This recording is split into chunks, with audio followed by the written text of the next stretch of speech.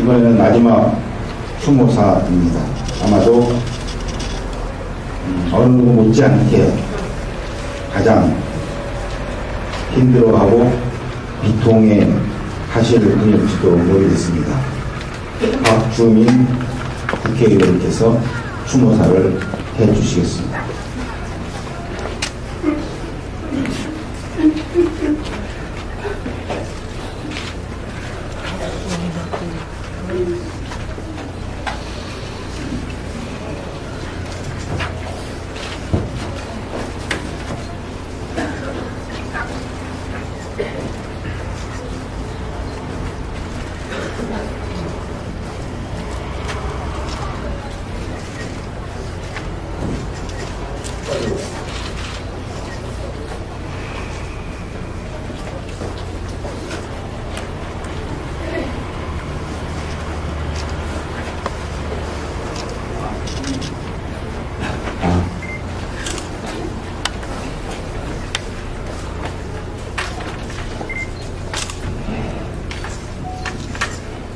저는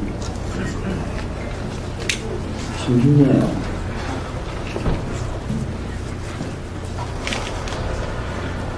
아시다시피 저는 가장 늦게 공천을 받았습니다. 공천을 받는 것만 받으면서 너무나 많은 모멸과 수모를 당했기에 거의 제 몸에 남아있는 에너지가 없는 상태에서 공천을 받았습니다.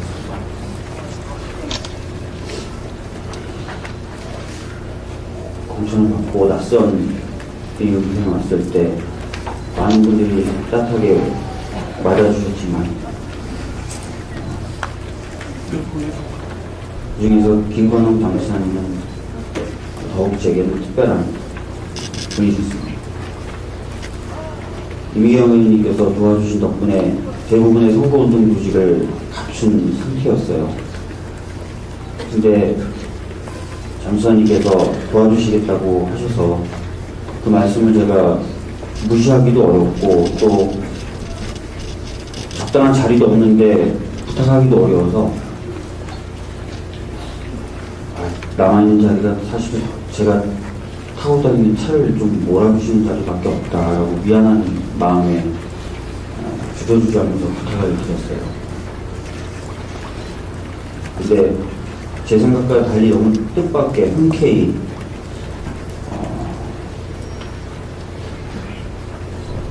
그렇게 해주시겠다고 하셨습니다. 그 이후로 선거운동 기간 내내 사실 선거 운동조직에 있는 어떤 분들보다 더 가깝게 항상 붙어 있었어요. 그러면서 정말 저한테 잔소리를 많이 하더라고요. 허리가 왜 이렇게 굽었냐, 인사할 때는 왜 90도가 안 되냐, 자기 따라해봐라. 안녕하세요, 이게 안 돼요? 왜 그러면서 명함을 줄 때는 왜 이렇게 주저주저하냐, 사람 눈을 똑바로 보고 해라, 목소리가 왜 이렇게 작냐. 아까 말씀드렸지만 제가 굉장히 지쳐있는 상태에서 선거를 시작했기 때문에 그 잔소리를 제가 솔직히 말씀드려서 견디기가 어려웠어요. 그래서 저도 뭐라고 그러기 시작했죠.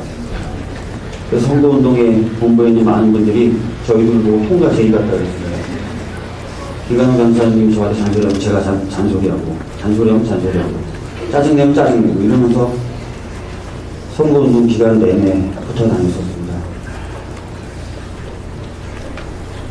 돌이켜보니까 이렇더라고요. 잠시만요, 제 당선이 굉장히 절실하셨던 겁니다. 저를 아끼셨던 거고, 저희 당선을 통해서 해야 된다고 생각했던 일들이 있었던 겁니다. 그 절실함이 굉장히 강했던 겁니다. 근데 제가 그거를 제대로 이해를 못한 겁니다.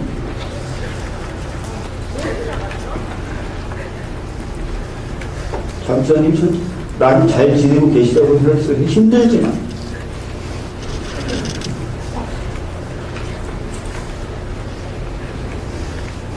그 힘듦을 제대로 알았다면 선거운동 과정에서도 그분의 잔소리를 제가 그렇게 귀찮게 듣지 않았겠죠. 그걸 몰랐기 때문에 귀찮게 들었던 거고, 그걸 몰랐기 때문에 힘들지만 그래도 잘 지낼 거야 라고 생각을 합니다. 빼내준 후에 어제 엄청 울었습니다. 정말 최근 들어서 그렇게 많이 운 적이 없었습니다. 그러나 오늘부터는 슬프지만 밥 꼬박꼬박 잘 먹고 있습니다. 아침도 먹었고요. 점심도 먹었습니다. 그리고 저녁도 먹었습니다. 앞으로 밥 잘 먹을 겁니다. 저는 힘을 낼 겁니다. 반드시 할 겁니다. 김관영 전사님이 결심하셨던 그 문제를 반드시 할 겁니다. 어떤 분이 그러시더라고요. 이 정도 사안이면 거리에 나서도 이상할 것이 없다. 오늘 우리는 거리에 나서지 않았습니다. 거리에 나설 수 없어서가 아닙니다. 하지만 우리는 거리에 나서지 않았습니다. 그러나 우리 가슴에 그 어떤 물로 끌 수 없는 불이 타오르고 있다고 생각합니다. 이 불을 지키고 불불로 만들어서 김관영 전사님이 생각하셨던 것들, 그분이 꿈꿨던 사회 꼭 이룰 수 있었으면 좋겠습니다. 여러분들, 우리의 눈물로 그 불이 꺼져서는 안 됩니다. 우리 앞으로 더 나가야 됩니다. 그러실 수 있죠? 네. 우리 다 같이 함께 그 길을 걸어갔으면 좋겠습니다. 감사합니다. 먼저 구속되어 있는 진짜 왕 최순실과 그의 꼭두각시 왕 박근혜라는 두 왕을 우리는 모시고 있었던 것입니다. 이 둘의 특징이 뭡니까, 여러분? 법과 원칙을 전혀 따르지 않았습니다. 국민들에게는 법과 원칙을 지키라고 하면서도 실제로 자신들은 법과 원칙의 예외, 법과 원칙의 밖에서 놀고 있었던 것입니다. 이런 상황에서 우리는 법과 원칙을 준수하고 따를 수가 없었고, 준수하고 따라서 살았던 우리 자신이 굉장히 바보같이 느껴졌던 것입니다. 절망감의 원인은 저는 그것이라고 생각합니다. 어떻게 생각하십니까? 사실 나라가 이렇게 엉망으로 다스려지고 있다는 것을 몇 번은 우리는 알 수 있었고 사전에 막을 수 있었던 계기가 있었습니다. 첫 번째 계기는 저는 세월호 참사였다고 생각합니다. 세월호 참사 때 어떻게 이렇게 정부 대응이 엉망일 수 있었지? 대통령이 7시간 동안이나 어디에 있었는지 알 수 없었다는데 이게 나라냐? 라는 의문을 여러분들이 많이 가지고 계셨습니다. 맞죠? 근데 그때 그 상황이 점검이 됐습니까? 점검을 통해서 바로 잡혔습니까? 아니죠. 여러분, 메르스라는 질병이, 중동에서 유행하던 질병이 우리나라에 파다하게 전염된 적이 있었습니다. 언제였습니까? 작년이었어요. 작년 메르스가 파다하게 전염되고 있었을 때 뭐가 가장 큰 정치적인 쟁점이었습니까? 메르스 환자는 대부분 병원에서 전염이 됐죠. 그래서 메르스 환자가 있는 병원의 이름과 위치를 알리느냐 마느냐가 가장 큰 쟁점이었습니다. 그런데 정부는 초기에 제대로 그 병원의 위치와 이름을 알리지 않았죠. 그래서 수많은 환자가 발생했던 겁니다.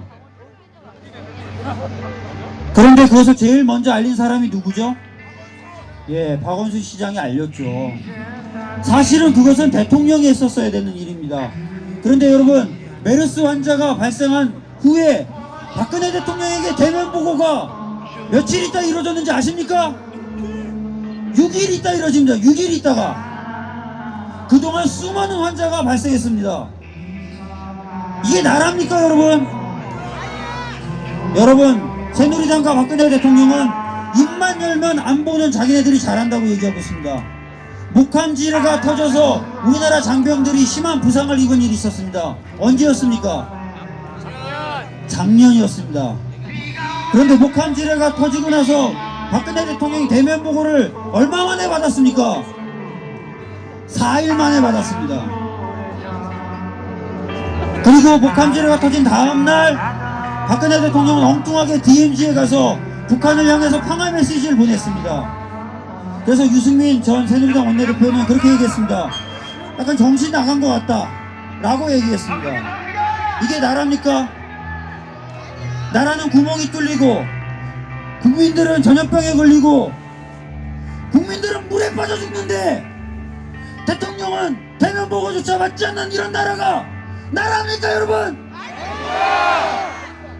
여러분 누차 말씀드립니다. 대통령은 어떤 존재입니까? 우리가 일을 하라고 우리의 안전과 생명을 지키라고 우리 손으로 뽑은 우리의 종입니다 여러분. 그런데 그 종이 제대로 일을 하지 않았고 그것을 우리 국민들이 점검하자고 했지만 한 번도 점검이 되지 못했습니다. 새누리당은 그런 얘기를 꺼내는 사람들을 정치적으로 공격했고 검찰들은 처벌 시도했습니다. 종편들은 보도로 파묻어 버렸습니다. 그래서 지금 이 지경이 됐습니다. 우리나라는 민주공화국이어야 했는데 민주공화국임을 확인하려고 했었던 많은 사람들은 오히려 핍박받았고 민주공화국임을 훼손시키는 그 박근혜 대통령과 그 무리들은 호의호식하고 부정부패 속에 휩싸여서 지금까지 살아왔던 것입니다.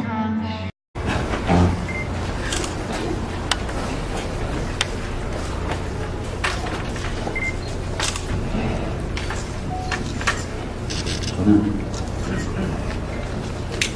참 힘드네요.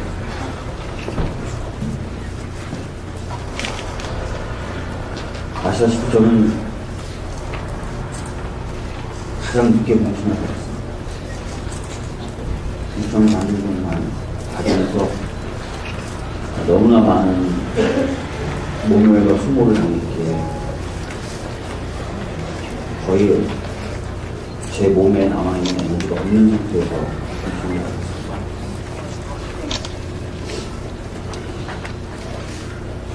공천을 받고 낯선 인생에 왔을 때 많은 분들이 따뜻하게 맞아주셨지만 그중에서 김건웅 당시사님은 더욱 제게는 특별한 분이셨습니다. 이미경 의원님께서 도와주신 덕분에 대부분의 선거운동 조직을 갖춘 상태였어요. 근데 잠수사님께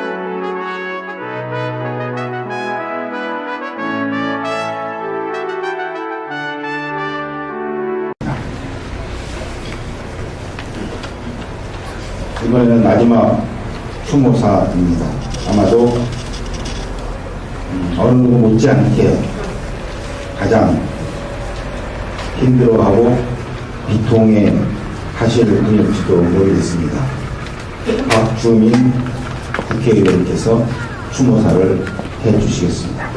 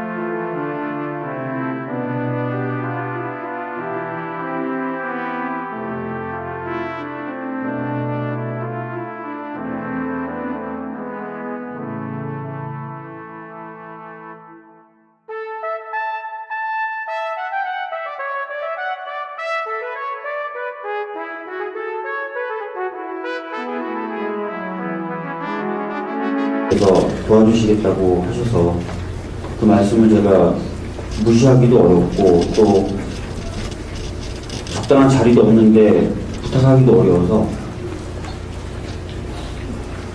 남아있는 자리가 사실 제가 타고 다니는 차를 좀 몰아주시는 자리밖에 없다라고 미안한 마음에 주저주저하면서 부탁을 드렸어요.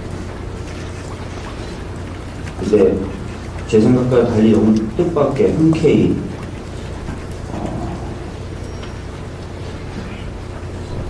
그렇게 해주시겠다고 하셨습니다.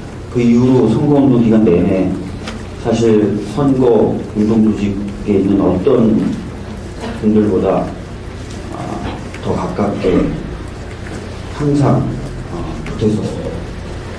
그러면서 정말 저한테 잔소리를 많이 하더라고요. 허리가 왜 이렇게 굽었냐, 인사할 때는 왜 90도가 안 되냐, 자기를 따라해봐라. 안녕하세요, 이게 안 돼요? 왜 그러면서 명함을 줄 때는 왜 이렇게 주저주저하냐, 사람 눈을 똑바로 보고 해라, 목소리가 왜 이렇게 작냐. 아까 말씀드렸지만 제가 굉장히 지쳐있는 상태에서 선거를 시작했기 때문에 그 잔소리를 제가 솔직히 말씀드려서 견디기가 어려웠어요. 그래서 저도 뭐라고 그러기 시작했죠. 그래서 선거운동에 본부에 있는 많은 분들이 저희들 보고 통과 제의 같다 그랬습니다. 김관우 간사님이 저한테 잔소리하면 제가 잔소리하고, 잔소리하면 잔소리하고, 짜증내면 짜증내고 이러면서 선거운동 기간 내내 붙어 다녔었습니다. 돌이켜보니까 이렇더라고요. 장수사님은 제 당선이 굉장히 절실하셨던 겁니다. 저를 아끼셨던 거고,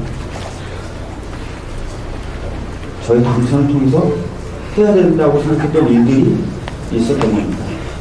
그 절실함이 굉장히 강했던 겁니다. 근데 제가 그거를 제대로 이해를 못한 겁니다.